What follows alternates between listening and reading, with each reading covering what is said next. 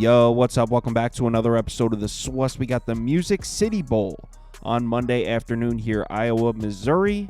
Let's go. Welcome to the SWUS.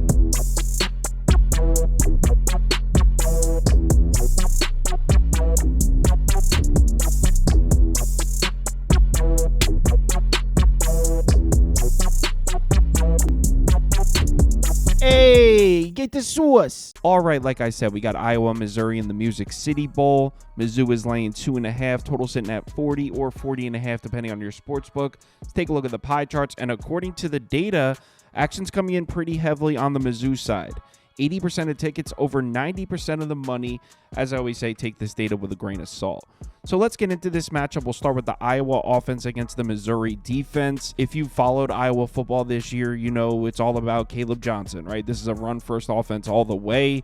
I mean, when's the last time Iowa's had a passing attack? I don't know if I've ever seen one in my years watching college football. This is a run-first offense all the way. They're 23rd in yards per carry, 75th in success rate, 12th in effective rush. Matched up against a Missouri defense that does have some solid-looking numbers on the year, 65th in yards per play, 45th in success rate. You got to keep in mind Missouri plays an SEC schedule. Obviously, numbers are going to be skewed a bit. If you go by FEI ratings, Missouri does have the edge here. Missouri's defense 26th, Iowa's offense 54th. Bad news for Iowa in this one is there is no Caleb Johnson. He's opting out for the NFL draft. It's been the most important piece of that offense this entire season. So Iowa's going to be without their star running back. They're also going to be missing a pair of quarterbacks here, Cade McNamara, and I don't even know who the other guy is, if I'm being honest. Brendan Sullivan, from what I'm reading, is going to be able to play, which is huge because in my opinion, I mean, the times we saw Brendan Sullivan in the game at quarterback, that was the only time this year where we saw Iowa show any sort of explosive passing attack. Not going to pretend it was great, but he did throw the ball downfield a little bit. His numbers on the year, he completed over 68% of his passes, 2 touchdowns, 2 picks, a 158 passer rating. He actually played really well. What game was it? 1 second. I really want to know what game it was. He played really well against Northwestern and Wisconsin in back-to-back games. Followed that up with a really ugly one on the road at UCLA. Threw for 157 yards on 9 pass attempts, but he also threw 2 picks. So like I said, I mean, this kid airs it out. He did throw a couple picks. We don't have a huge sample size here for Brendan Sullivan. He did spend 2 years with Northwestern. His numbers are okay. In my opinion, I don't know how much of a drop-off there is from Cade McNamara to Sullivan, so I'm not really worried about that. So more bad news for Iowa in this game is it's looking like Mizzou's defense is going to be at full strength. No opt-outs that I can find. So we should get a full-strength Missouri defense here. That being said, I mean, this Missouri defense hasn't been all that great. You look at their full season numbers, and it looks excellent. But you look at the second half of the season when they started getting into SEC play, I mean, they allowed 26.4 points per game in their last 5 games, 6.2 yards per play. Success rate almost at 45%. Those numbers aren't that great. And check this out. Look specifically at their numbers against the run in the last 2 games of the year. They allowed almost 5.2 yards per carry, over 56% success rate per rush, over 147 rushing yards per game. That was against Mississippi State and Arkansas. So I'm assuming everyone's thinking, no Caleb Johnson, no Cade McNamara, no way Iowa can move the ball in this game.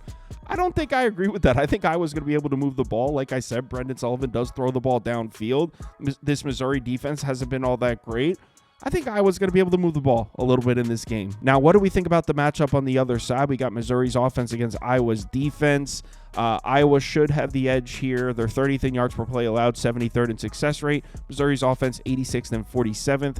FEI ratings have Iowa's defense at 16th. Missouri's offense at 39th. Now, Iowa's defense is going to be missing their best corner, Jamari Harris. He opted out of this game, so they are missing a corner. That being said, if we're talking about Missouri possibly throwing the ball on Iowa, it looks like the quarterback Brady Cook is going to play, but I mean, Luther Burden, he's not playing. He opted out for the NFL draft.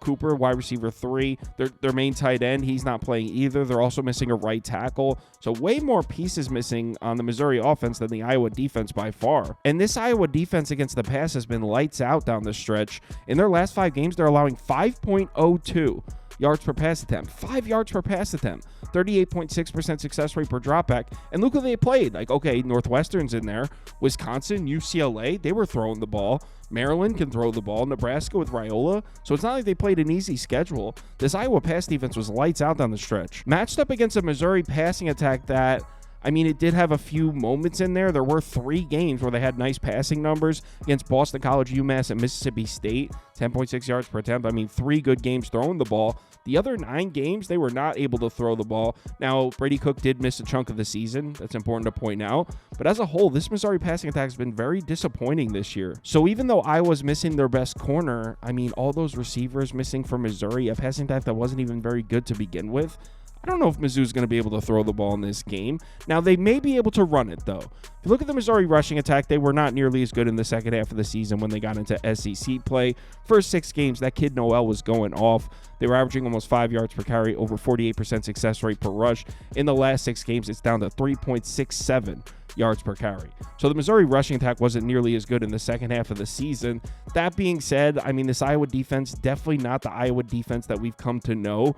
They were a little bit vulnerable to the run at times. Ohio State was able to run the ball on them. Michigan State was able to run the ball on them. UCLA was able to run the ball on them. And if you look at these game logs here, I mean, they didn't see a ton of elite rushing attacks. So even though you look at the second half of the year, Missouri not really running the ball all that well, matched up against an Iowa defense with their defensive front intact, I actually think Missouri might be able to run it a little.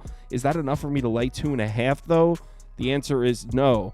Do I want to take Iowa plus 2.5? Not really. I think my favorite bet here is Iowa team total over. I think Iowa's going to be able to score a little bit. As crazy as that sounds, missing Caleb Johnson, I think Iowa's going to get in the end zone a couple times in this game. See what the team total's at right now. 19.5. Iowa team total over 19.5. I think Iowa's going to get up over that total. As far as taking a side, I would lean towards Iowa plus 2.5, but I think I'm just going to take this team total over. Hawkeyes, team total over 19.5. Live shows at 4 p.m. Eastern time. This game will already be on at that time, but we'll go through the NFL game, the NBA slate, some college basketball. If you're able to make it, we'd love to see you in the comments. Let's have ourselves a good Monday here. Please remember to bet responsibly. Next few days of college football are going to be awesome. So let's have ourselves a nice few days here. Hit me up in the Discord if you need me.